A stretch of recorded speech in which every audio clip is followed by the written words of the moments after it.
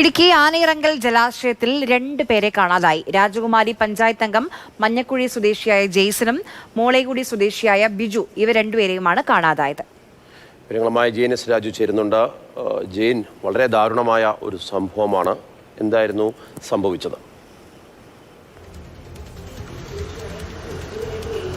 Marshal, ഇന്നലെ വൈകിട്ടാണ് 4 പേരടങ്ങുന്ന ഒരു സംഘം ആനയിറങ്കൽ ഡാമിലേക്ക് എത്തുന്നത്. അതിനുശേഷം അവർ അതിൽ വീണ്ടും തിരിച്ച് പൂപ്പാറയിലേക്ക് പോയി.